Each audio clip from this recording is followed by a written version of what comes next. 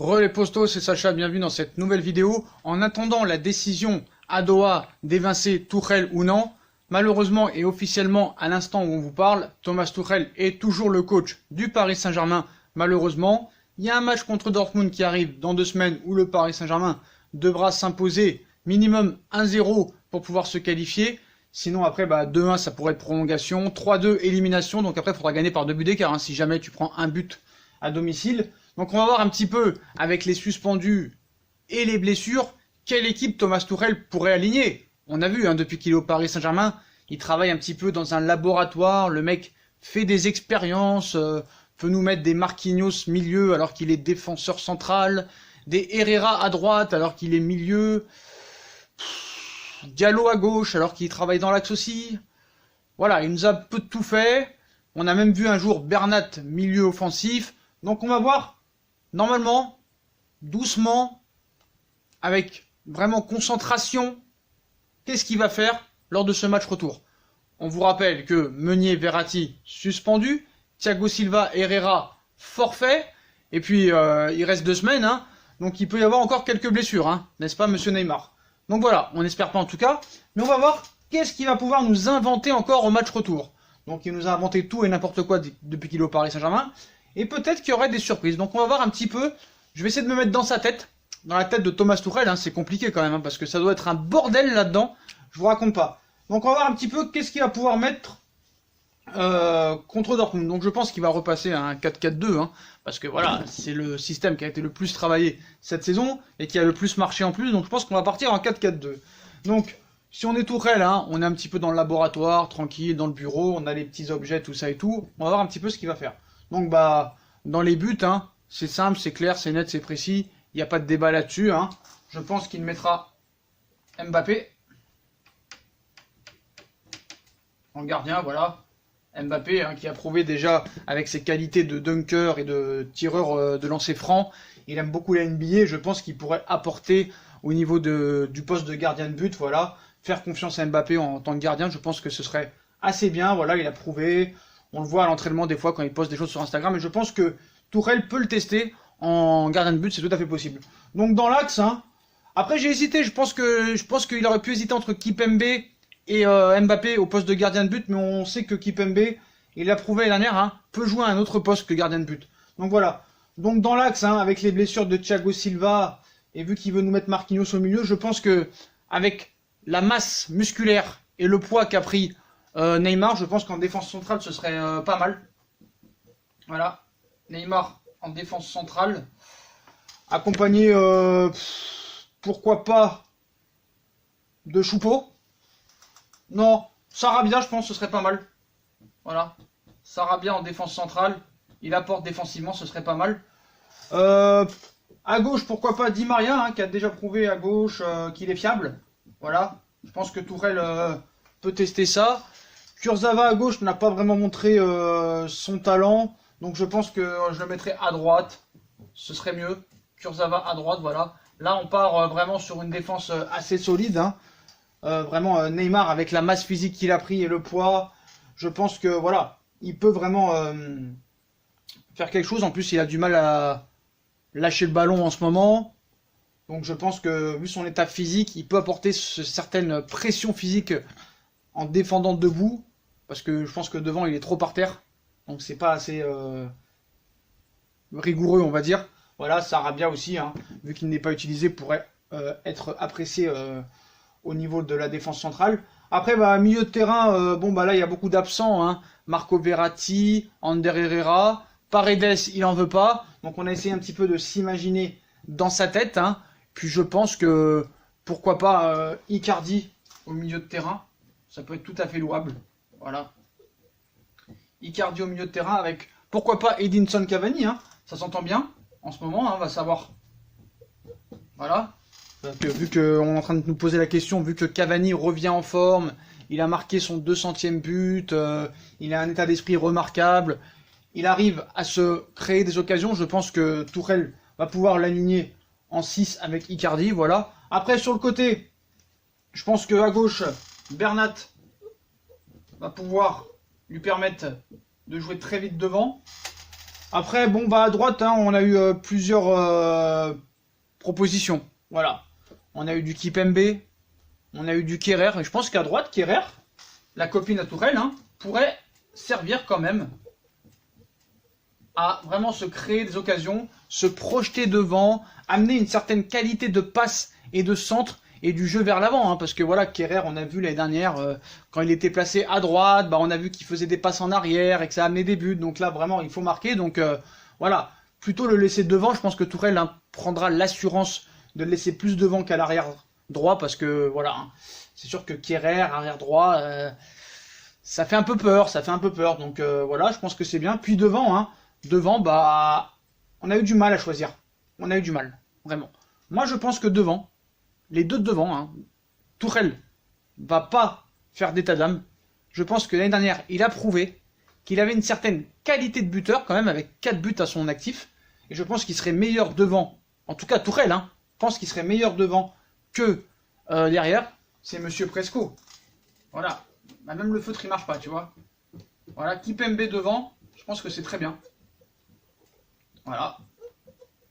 Ça peut être pas mal parce que Kipembe, on l'a vu, hein, cette façon de jouer vers l'avant, de marquer des buts l'année dernière, hein, 4 buts contre son camp, c'est quand même à souligner.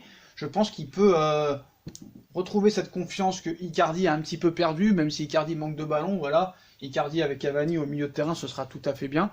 Et je pense que pour l'accompagner, hein, Idrissa, c'est très bien aussi. Voilà. Gaï, voilà, on part sur un 4-4-2 vraiment très complémentaire et ça joue ensemble. Et voilà, je pense que cette équipe me paraît très bonne, en tout cas pour Thomas Tuchel, pour remporter ce match et cette qualification contre le Borussia Dortmund. Voilà. Parce que dans ton laboratoire, tu innoves, autant innover et carrément changer tout le système.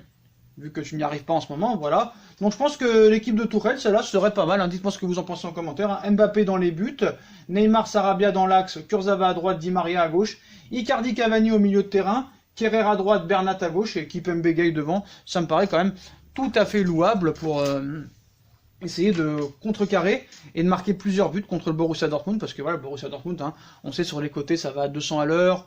Le Borussia Dortmund a des problèmes défensifs, mais nous, on ferait mieux de la fermer parce que quand on prend 12 buts en 4 matchs, faut mieux pas parler. Mais voilà, je pense que Tuchel peut nous sortir une sorte de composition d'équipe comme ça. Et voilà, en tout cas, au moins, il aura eu les couilles de tenter quelque chose et il faudra arrêter de critiquer. Je pense que cette équipe-là, s'il la met, eh ben, ça prouve que c'est un grand coach. Et qu'au moins, il prend des décisions, il prend des risques, il sait qu'il doit marquer des buts, puis voilà. Après, on va me dire, ouais, mais Sacha, tu nous as oublié Marquinhos. J'ai hésité, Marquinhos, mais voilà, tellement qu'il... Comme c'est le meilleur Parisien, pourquoi le mettre sur le terrain? Ça n'a pas trop de...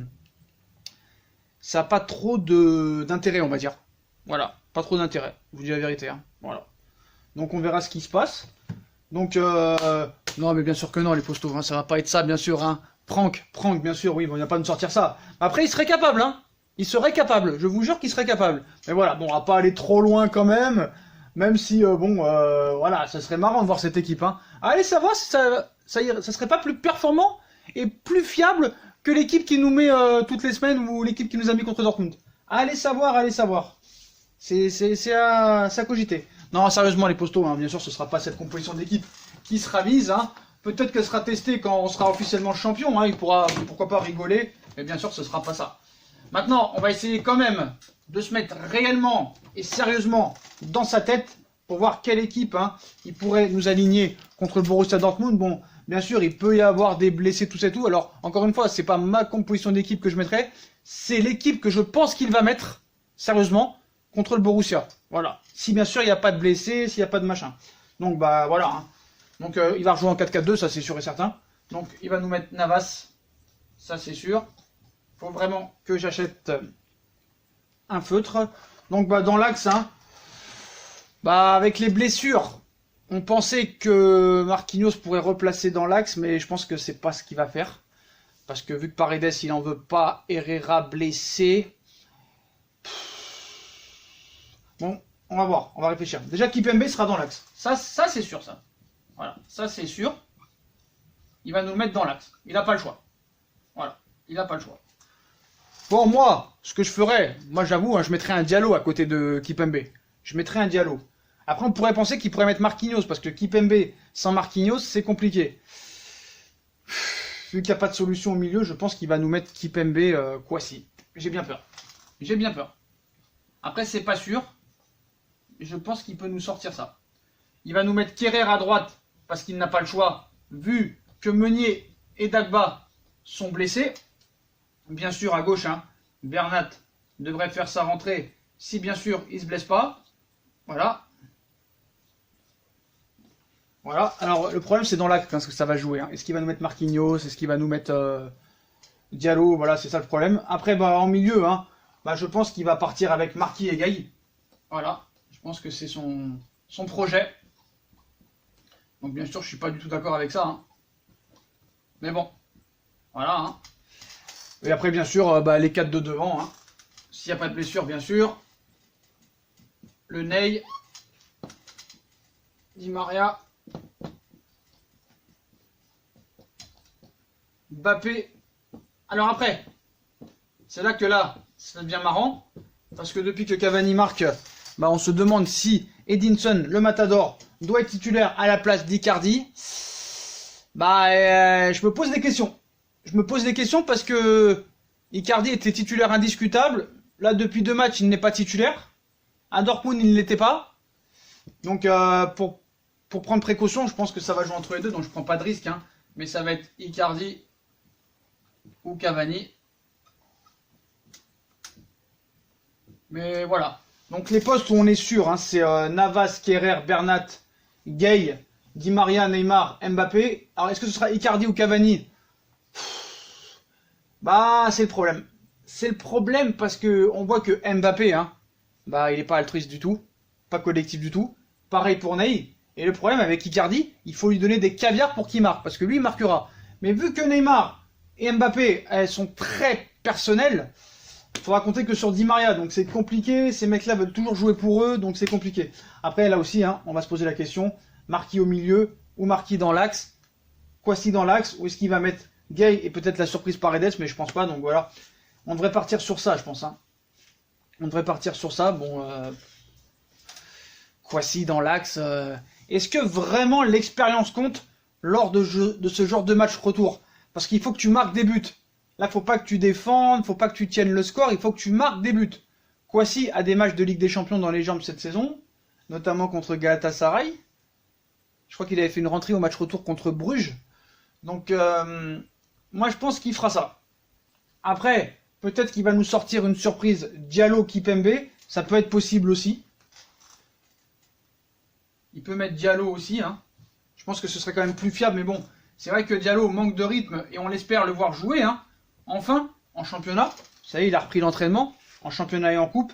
Donc ça pourrait jouer entre Diallo ou Kwasi. Mais voilà, je pense qu'il persistera avec Marquinhos au milieu de terrain. Donc voilà les poteaux. Hein, donc voilà ce qui devrait être la composition d'équipe de Thomas Tuchel contre le Borussia Dortmund. Mais on va attendre un petit peu. Hein, parce qu'il peut y avoir des blessés. Voilà, on sait toujours dans cette équipe. Hein, toutes les secondes, il peut y avoir un blessé. Donc voilà, mais ce qu'on est sûr, c'est que Kerrer jouera à droite, Bernat à gauche, Navas dans les buts, Kipembe sera en défense centrale. Alors est-ce que ce sera Diallo ou Kwasi ou Marquinhos? Est-ce que Marquinhos restera au milieu de terrain avec Gay? Mais voilà, les 4 de devant, ce sera Mbappé, Neymar, Di Maria. Pour l'instant, avantage Cavani, parce que vu qu'il l'a fait jouer titulaire, mais bon, comme il a fait jouer Verratti aussi, alors qu'il sera absent lors de ce match, on peut pas savoir vraiment ce qu'il pense. Donc c'est assez compliqué d'être dans sa tête. Comme je vous dis, ça doit être un bordel sans nom. Mais voilà, les postos, on devrait vraiment se rapprocher de ça en tous les cas. Donc voilà, hein. J'espère que ça vous aura fait marrer les 5 premières minutes, hein, le petit prank. Hein. C'est tout à fait une équipe qui pourrait peut-être aligner. Hein. Quand Paris sera champion avec 18 points d'avance à la 36e pour rigoler, allez savoir. Lui, c'est possible qu'il fasse ça. Mais voilà, en tout cas, on ne sait pas encore s'il sera coach du Paris Saint-Germain lors de ce match. La décision devrait être prise dans les prochains jours. Hein. On en saura plus demain ou jeudi, je pense. Hein. Mais si ce week-end il n'est pas viré, bah, il restera quoi qu'il en soit jusqu'à la fin de saison. Mais en tout cas, on va voir, les discussions à Doha continuent. On verra bien ce qui se passe. Puis dites-moi en commentaire si vous pensez qu'il va mettre ça, cette équipe-là, bien sûr, pas la première. Hein. Puis dites-moi vous, qu'est-ce que vous mettriez et qu'est-ce que vous pensez que Tuchel mettra. Voilà, dites-moi en commentaire. Dites-moi quelle équipe Tuchel va mettre. Pas vous, hein. Que Tuchel va mettre. Voilà. Après, on fera une autre vidéo à 3-4 jours du match pour voir avec les joueurs disponibles, parce qu'il peut y avoir des blessés, quelle équipe il mettra. Mais dites-moi en commentaire quelle équipe vous pensez que Tuchel mettra. Voilà les postos, bah voilà pour cette vidéo, bah comme d'habitude, hein, si on a kiffé, hein, on like, on partage, on s'abonne, on commente. Likez en masse les potos, hein, ça m'aide vraiment pour que YouTube mette la vidéo en avant, le référencement, tout ça et tout, ça compte vraiment pour moi. Donc c'est un petit like, ça coûte rien, c'est gratuit. Pareil pour l'abonnement, voilà. Activez la cloche. On nous rejoint sur nos réseaux sociaux, sur Utip si vous voulez faire un petit don ou regarder les pubs gratuitement. Voilà les postos, tchuss!